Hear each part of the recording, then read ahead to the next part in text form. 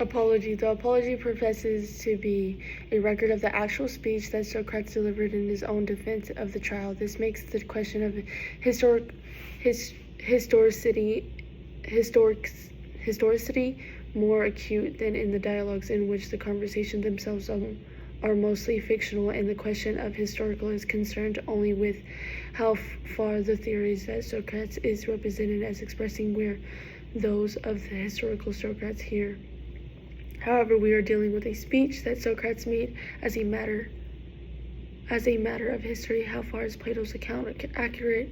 We should always remember that the ancients did not expect historical accuracy in the way we do. On the other hand, Plato makes it clear that he was presented at the trial. Moreover, if it was generally believed the apology was written not long after the event, many Athenians would remember the actual speech, and it would be a poor way to vindicate the master, which is the obvious intent to put a completely different speech into his mouth.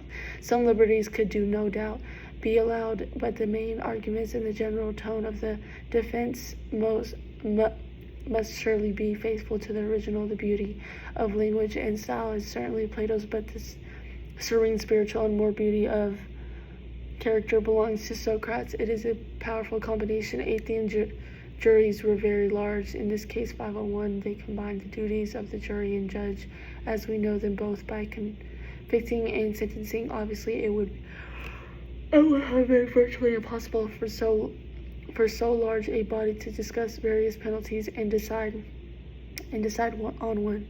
The problem was resolved rather neatly, however, by having the prosecutor, after conviction, assess the penalty he thought appropriate, followed by a counter-assessment by the defendant. The jury would then decide between the two. This procedure generally made for the moderate on both sides. Thus, the apology is in three parts. The first and major part is the main speech, both to those who voted for death sentence and those who voted for acquittal. I do not know, men of Athens, how my accusers affected you. As for me, I almost carried away in spite of myself. So persuasively did.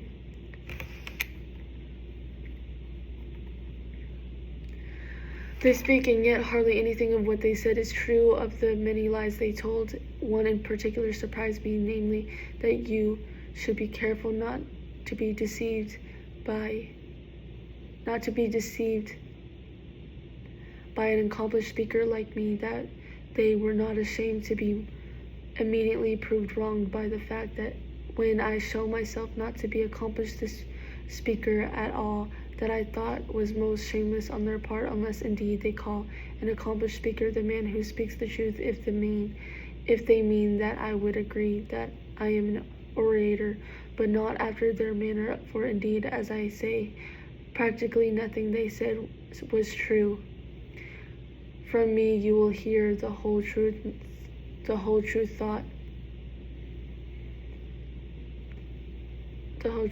thought, not by Zeus, gentlemen, expressed in the embroidered in styles, phrases like theirs, but things spoke at random and expressed in the first words that come to mind.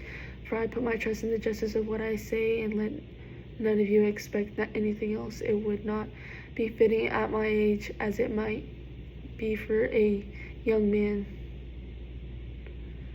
to toy with the words when I appear before you. One thing I do ask and beg of you, gentlemen, if you hear me in making my defense in the same kind of language as I am accustomed to use in the marketplace, by the bankers' tables, where many of you have heard me, and elsewhere, do not be surprised or create disturbance on that account. The position is this is my first appearance in a law court at the age of 70. I am therefore simply a stranger to the manner of speaking here, just as if I were really a stranger. You would certainly excuse me if I spoke in that dialect manner in which I had been brought up. So to my present request seems as a just for you to pay attention to my manner of speech, be it better or worse, but to concentrate your attention on whether what I say is just or not.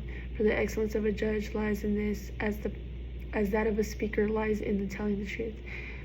It is right for me, gentlemen, to defend myself first against the first lying accusation made against me and the first accusers, and then against the later accusations and then the later accusers.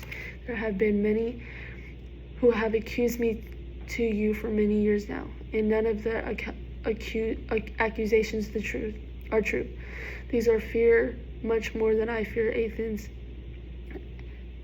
Anytus and his friends, though they too are formidable, their earlier ones, however, are more so gentlemen. They got hold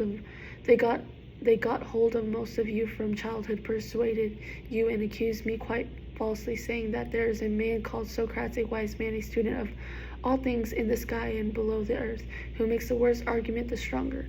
Those who spread that rumor, gentlemen, are my dangerous accusers, for their hearers believe that most who study these things do not even believe in the gods. Moreover, these accusers are numerous and have been at it a long time. Also, they spoke to you at an age when you would most readily believe them, some of you being children and adolescents, and they won their case by default as there was no defense. What is most absurd in all this is that one cannot even know or mention their names unless one of them is a writer of comedies, those who miraculously and slanderously persuaded you, who also, when persuaded themselves, persuaded others. All those are most difficult to deal with. One cannot bring one of them into court or refute him. One must simply fight with shadows, as it were, making one's defense and cross-examine. When no one answers, I want you to realize too that my accusers are of two kinds: those who have accused me recently and the old ones I mentioned, and to think that I must first defend myself against the latter. For you have also heard the accusations first, and to much greater extent than the more recent. Very well then, men of Athens, I must surely defend myself and attempt to uproot from your minds in so short a time the slander that has resided there so long. I wish this may happen if it is any way better for you and me, and that my defense may be successful, but I think this is very difficult, and I am fully aware of how difficult it is. Even so, let the matter proceed as the God may wish. I must obey the law and make my defense. Let us then take up the case from its beginning. What is the accusation from which arose the slander in which Meletus trusted when he wrote out the charge against me? What did they say when they slandered me? I must, as if they were actual prosecutors, read the affidavit. They would have sworn it goes something like this: Socrates is guilty of wrongdoing and the bruises himself, studying things in the sky and below the earth. He makes the worse into the stronger argument, and he teaches these same things to others. You have seen this yourself in the comedy of Aristophanes, a Socrates swinging about there, saying he was walking on air and talking a lot of other nonsense about things of which I know nothing at all. I do not speak in contempt of such knowledge. If someone is wise in these things, let us bring more cases against me. But, gentlemen, I have no part in it, and on this point I call upon the majority of you as witnesses. I think it is right that all those of you who have heard me conversing, and many of you should tell each other if any one of you has ever heard me discussing such subjects to any extent at all. From this you will learn that the other things said about me by the majority are of the same kind. Not one of them is true, and if you have heard from anyone that I undertake to teach people and charge a fee for it, that is not true either. Yet I think it a fine thing to be able to teach people as Gorgias Leontini does, and Prodicus of Chrysios, and Hippias of Elis. Each of these men can go to any city and persuade the young who can keep company with any of their own fellow citizens they want without paying to leave the company of these to join with themselves, pay them a fee, and be grateful to them. Besides, indeed, I learned that there is another wise man from Paros who is visiting us. For I met a man who has spent many who has spent more money on Sophis than everybody else put together, Callias, the son of Hipponicus. So I asked him, he has 2 sons, Callias. I said, if your sons were colts of calves, we could find and engage a supervisor for them whom would make them excel in their proper qualities, some horse breeder or farmer. Now, since they are men, whom do you have in mind to supervise them? Who is the expert in this kind of excellence, the human and social kind? I think you must have given thought to this since you have sons. Is there such a person, I asked, or is there not? Certainly there is, he said. Who is he? I asked, what is his name? Where is he from, and what is his fee? His name is Socrates, is Evenus. He comes from Paros, and his fee is 5 minutes. I thought Evenus a happy man if he really possesses this art and teaches for so moderate a fee. Certainly I would pride and preen myself if I had this knowledge, but I do not have it. Gentlemen, one of you might perhaps interrupt me and say, but Socrates, what is your occupation? From where have these slanders come? For surely if you did not busy yourself with something out of the common, all these rumors and talk would not have arisen unless you did something other than most people. Tell us what it is that we may not speak invisively about you. Anyone who says that seems to be right, and I will try to show you what has caused this reputation and slander. Listen, then perhaps some of you will think I am jesting, but be sure that all that I shall say is true. What has caused my reputation is none other than a certain kind of wisdom. What kind of wisdom? Human wisdom, perhaps. It may be that I really possess this, while those whom I mentioned just now are wise with wisdom more than human. Else, I cannot explain it, for I certainly do not possess it, and whoever says I do is lying and speaks slander me. Do not create a disturbance, gentlemen, even if you think I am boasting, for this story I shall tell does not originate with me, but I will refer you to a trustworthy source. I shall call upon the God at Delphi as witness to the existence and nature of my wisdom, if it be such. You know Sheriphon, he was my friend from youth, and the friend of most of you, as he shared your exile and your return of action. He went to Delphi at one time and ventured to ask the oracle, as I say, gentlemen, do not create a disturbance. He asked if any man was wiser than I, and Pythian replied that no one was wiser. Chaerephon is dead, but his brother will testify to you about this. Consider that I tell you this because I would inform you about the origin of the slander. When I heard of this reply, I asked myself, whatever does the god mean? What is his riddle? I am very conscious that I am not wise at all. What then does he mean by saying that I am the wisest? For surely he does not lie. It is legitimate for him to do so. For a long time I was at loss as to his meaning.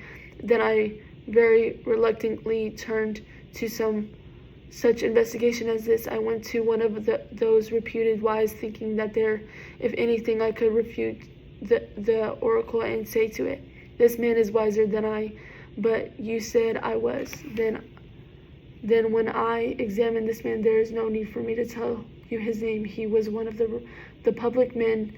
My experience was something like this. I thought that he appeared wise to many people, and especially to himself, but he was not.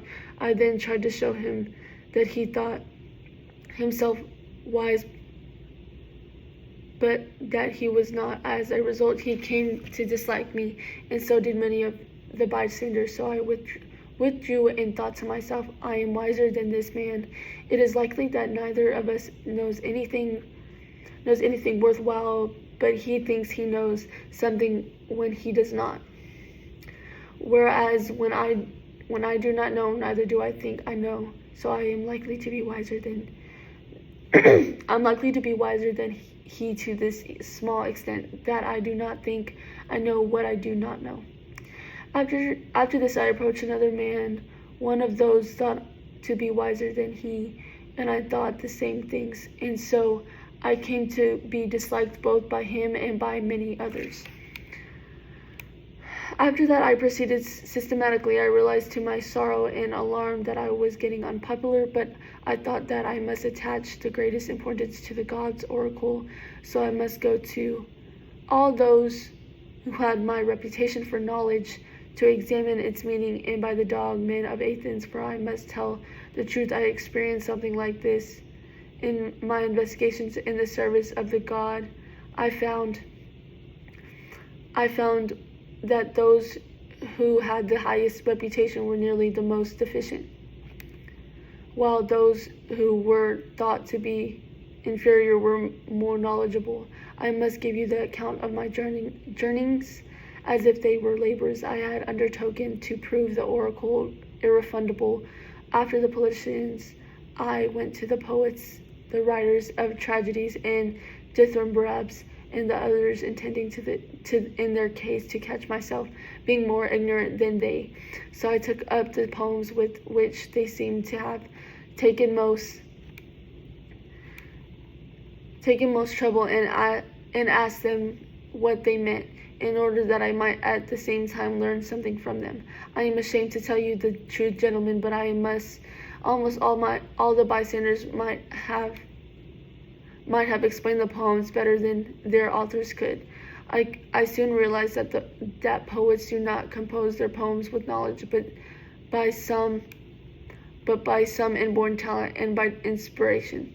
Like seers and prophets, who also say many fine things without any understanding of what they say, the poets seem to me to have had a similar experience. At the same time, I saw that because of their poetry, they thought themselves very wise men in other respects, which they were not. So there again I withdrew, thinking that I had the same advantage over them as I had over the politicians.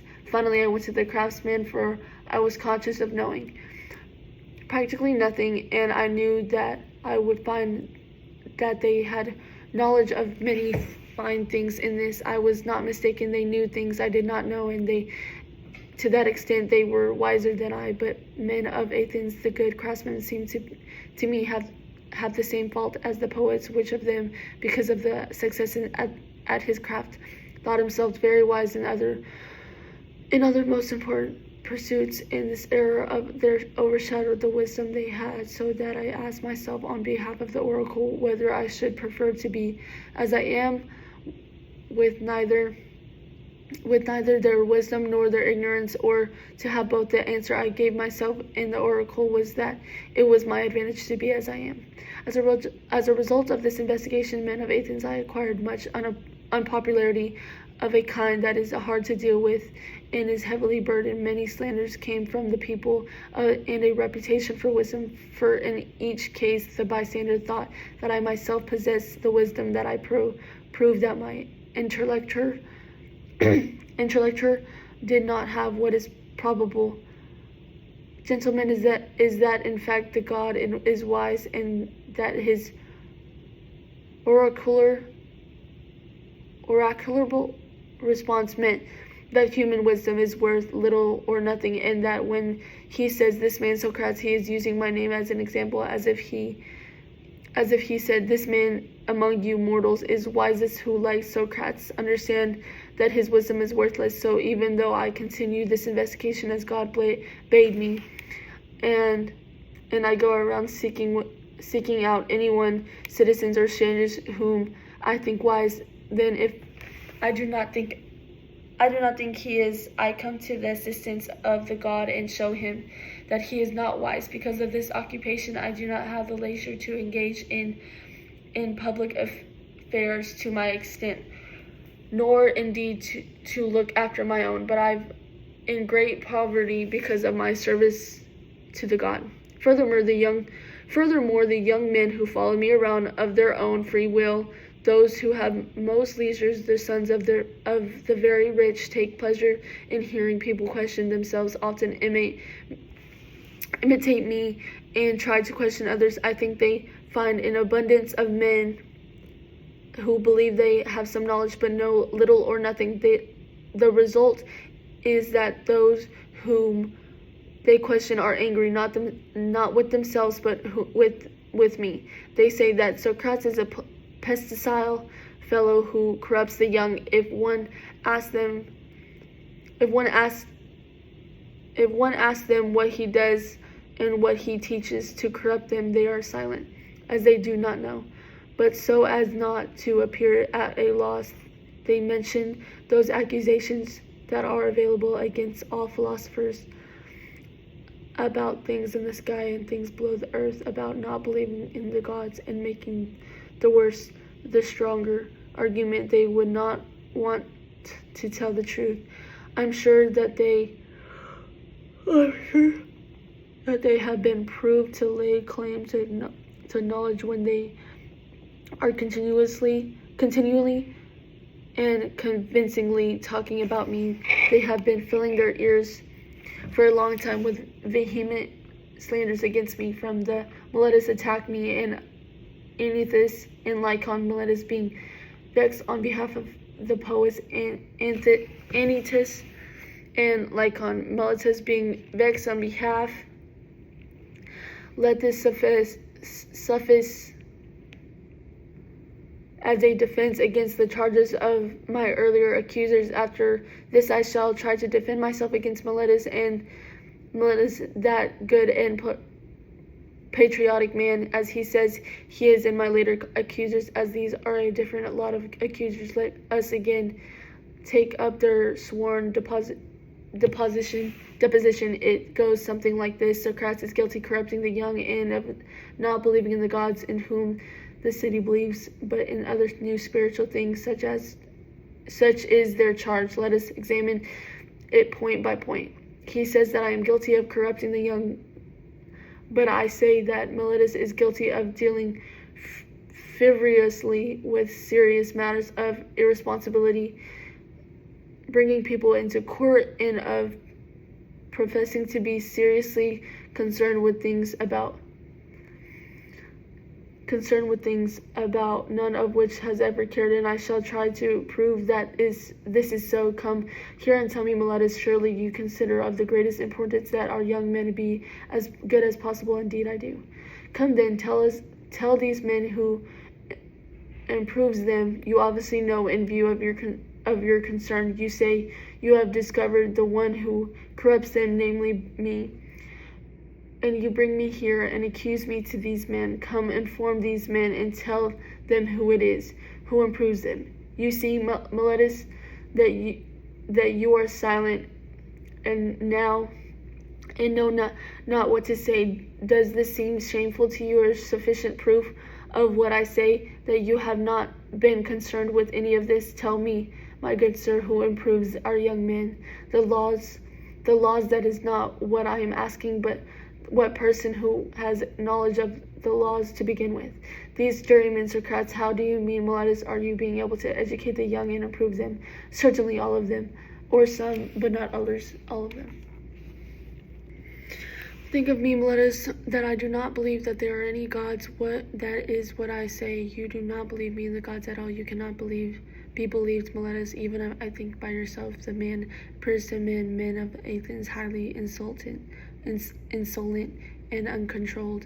He seems to have made the deposition out of insolence, violence, and youthful zeal. He is like one of the composed riddle, and is trying it out.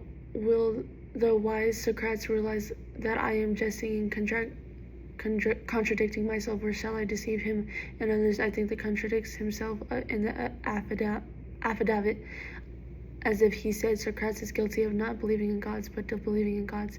And surely that is the part of justice to examine with me, gentlemen, how he appears to contradict himself. And you, Meletus, answers us. Remember, gentlemen, what I asked you when I began, not to create a disturbance if I proceed in my usual manner. Does any man, Meletus, believe in human activities who does not believe in humans? Make him answer and not again and again create a disturbance. Does any man who does not believe in horses believe in a horseman's activities, or in a flute-playing activities, but not in flute players? No, my good sir, no man could. If you are not willing to answer, I will tell you. And these men answer the next question. However, does any man believe in spiritual activities who does not believe in spirits? No one. Thank you for answering, if reluctantly, when these gentlemen made you.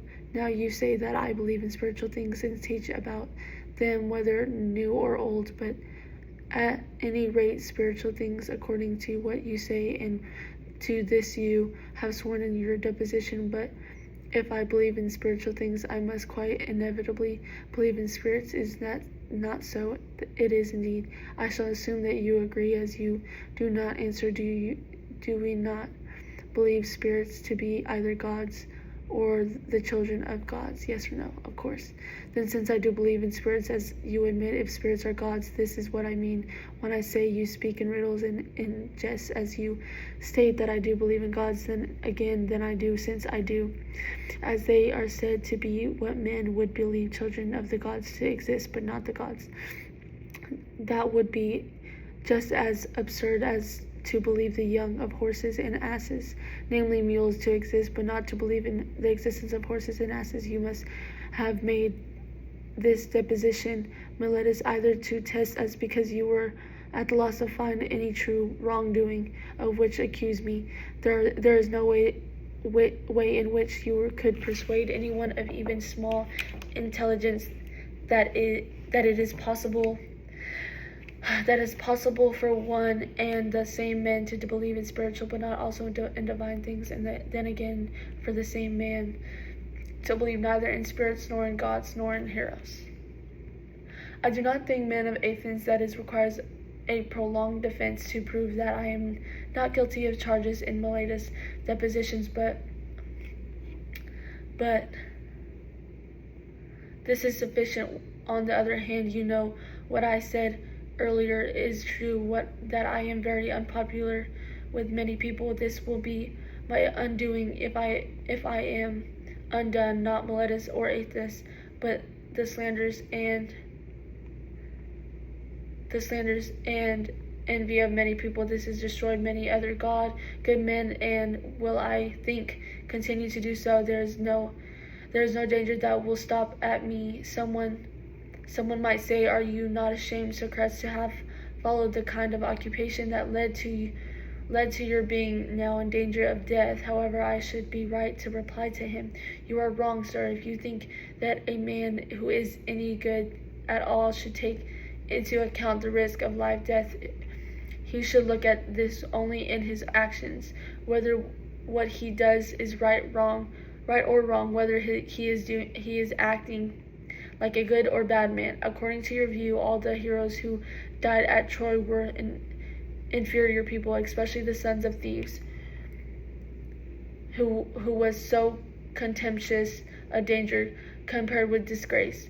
When he was eager to kill Hector, his goddess mother warned him, as I believed, in some such words as these: my child, if you avenge the death of your comrade Patroclus, I have given the wrongdoer his deserts rather than remain here a laughingstock by the curved ships, a burden upon the earth. Do you think he gave thought to death and danger? This is the truth of the matter, men Athens. Whoever a man has at my post, where those you had elected to command it had ordered me, and then when the god ordered me, as I thought and believed, to live the life of philosophers, to examine myself and others, I had abandoned the post for fear of death or anything else. That would have been a dreadful thing, and then I might truly have justly been brought here.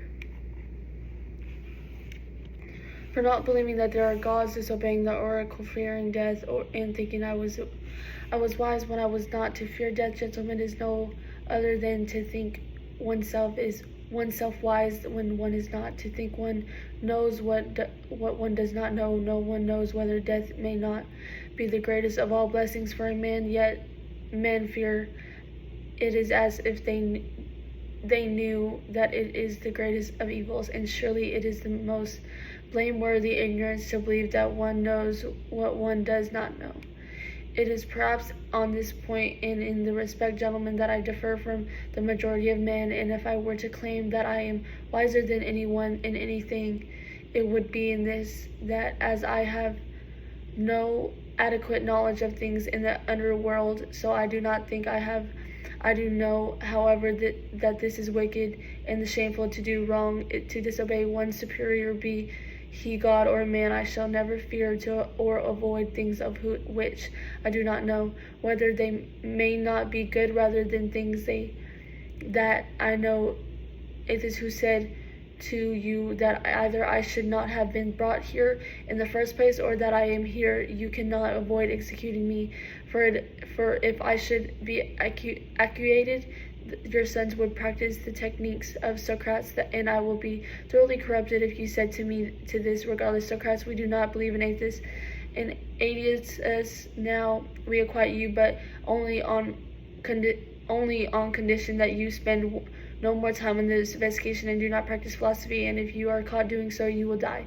If I say you were acquitted me on those terms, I would say to you, men of Athens, I am grateful that I am your friend, but I will obey the God rather than you, and as long as I draw breath and am able to, I shall not cease to practice philosophy, to exhort you in my usual way, to point out any of one of you of whom I happen to meet. Good sir, you are Athenian, a citizen of the greatest city with the greatest reputation for both wisdom and power. Are you not ashamed of your engagedness to possess as much wealth, reputation, and honors as possible, while you do not care for nor give thought to wisdom or truth, or the best possible state of your soul? Then if one of your disputes this and says he does not care, I shall not let him go at once or leave him, but I shall question him, examine him, and test him, and if I do not think he has attained the goodness that he says he has, I shall approach him, because he attached the little importance to the most important things, and greater importance to inferior things. I shall treat in this way anyone I happen to meet, in young and old, citizens and the stranger, and more so the citizens, because you are more kinder to me. Be sure that this is the citizen, because you are more okay. Make sure that this is what the God orders me to do, and I think there is a greater blessing for the city than my service to the God, for I am go around doing nothing but persuading both young and old among you not to care for. That I am the kind person to be a gift of the God to the city. You might realize from the fact that it does not seem like human nature for me to have neglected all my own affairs.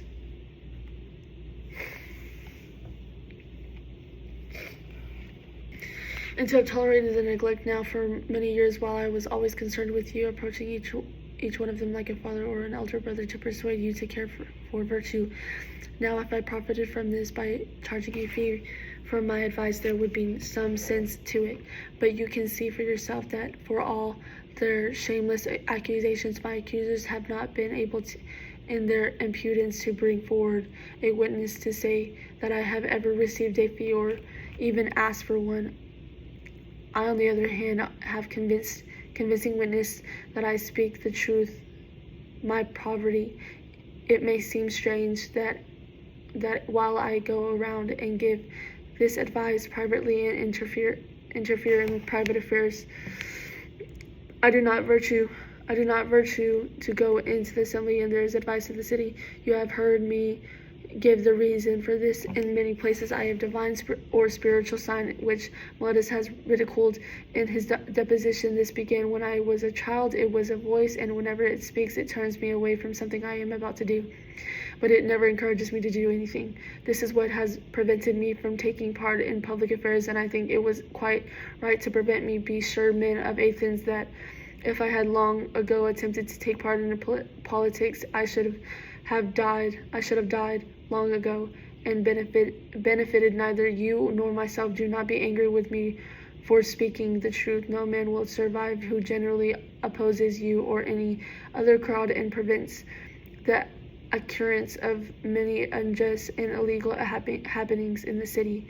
A man who really fights for justice must lead a private, not a public life. If he is to survive for even a short time, I shall give you the great proofs of this, not words, but what you esteem deeds. Listen to what happened to me, that you may not know that I will not yield to any man contrary to what is right, for fear of death, even if I should die at once for not yielding. The things I shall tell you are commonplace and smack of the law courts, but they are true. I have never held any other office in the city, but I served as a member of the council, and our tribe, Antiochus, was presiding at the time when you wanted to try as a body in 10 generals who had failed to pick up the survivors of the naval battle.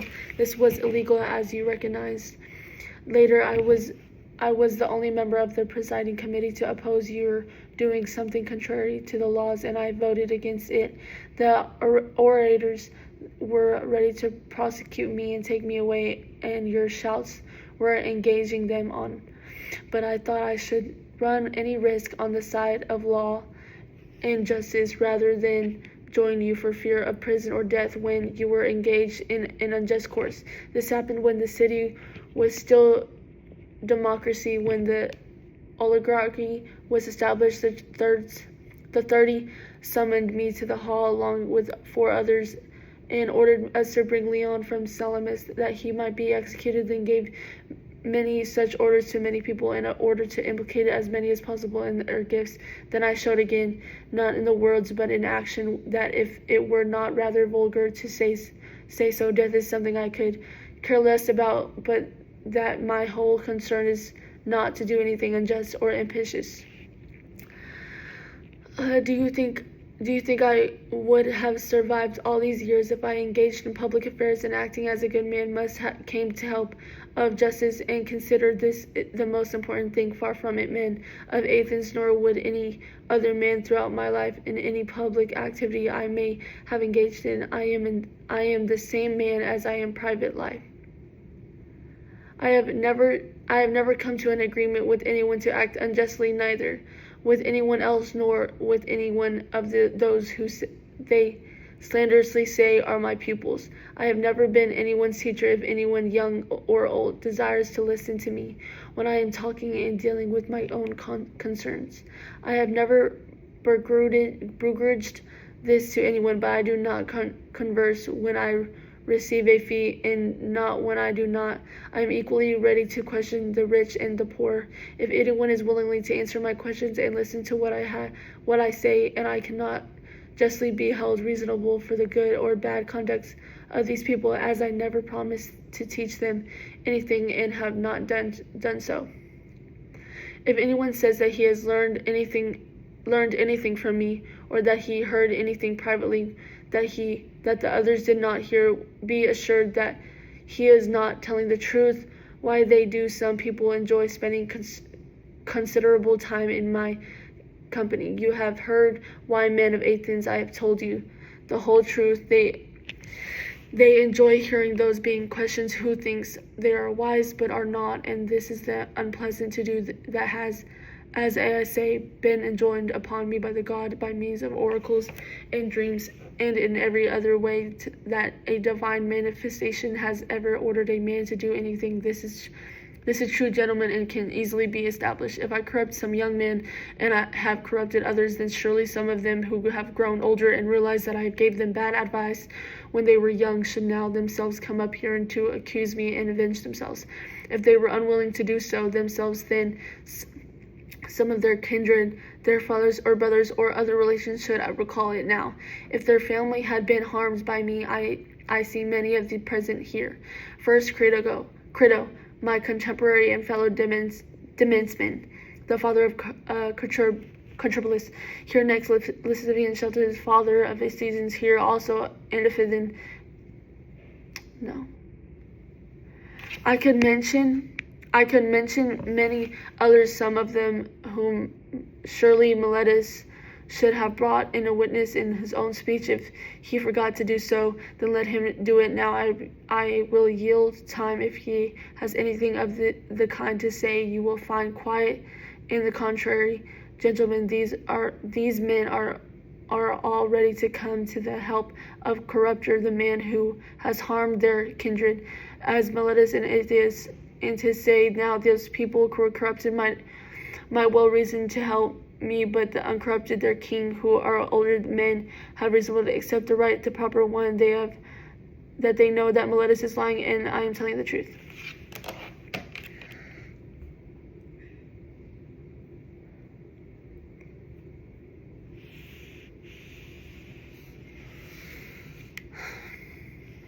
I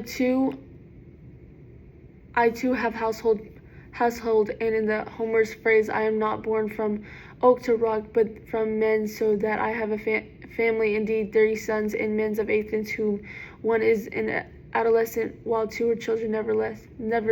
Nevertheless, I will not beg to acquit me bringing them here. Why do I do none of these things? Not through arrogance, gentlemen, nor through lack of respect, nor respect for you. Whether I am brave in the face of death is another matter, but with regard to my reputation and yours, and that is the whole city, it does not seem right to me to do these things, especially at my age with my reputation. Quite apart from the question of reputation, gentlemen, I do not think it is right to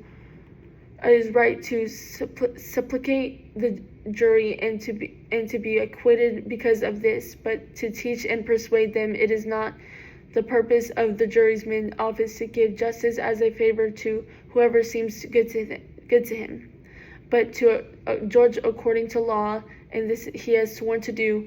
We should not accustom you to perjure yourself, nor should you make the habit of it. This is irrelevant conduct for either of us. There are many other reasons for my not being angry with you for convicting me, men of Athens, and what happened was not unexpected. I am much more surprised at the number of votes cast on each side, for I did not think the decision would be so few votes, but guess many, as it is a switch of only 30 votes would have acquitted me. I think myself that I have been cleared of Meletus' charges, and not only this, but it's clear to all that if Atheist and Lycon had not joined him in accusing me, he would have been fined 1,000 drachmas for not receiving a fifth of the votes. He assesses the penalty of death. So be it. What counter assessment should I propose to you, men of Athens? Clearly, it should be a penalty I deserve. And what do I deserve to suffer or pay because I have deliberately not led quiet life, but have neglected what occupies most people: wealth, household affairs, the position of general or public orator, or the other offices that political clubs and factions that exist in the city. I thought myself too honest to survive if I occupied myself with those things. I did not follow the path that would have made me of no use either to you or to myself, but I went to each of you privately and conferred upon him that I say the greatest benefit by trying to persuade him not to care for any of his belongings before caring that he himself should be as good and as wise as possible, not to care for the city's possessions more than for the city itself, and to care for other things in the same way. What do I deserve for being such a man? Some good men of Athens, if I must truly make an assessment according to my deserts, and something suitable, what is suitable for the poor benefactor who needs it less sure to exhort. Nothing is more suitable, gentlemen, than for such a man to be fed in Pythium, much more suitable for him than for any of one who has won a victory at Olympia with a pair of team or horses. The Olympian victor makes you think yourself happy. I make you be happy. Besides, he does not need food, but I do. So if I must a just assessment of what I deserve, of what I need food, but I do not, but what I deserve, I assess it as this: free meals in the Prytaneum.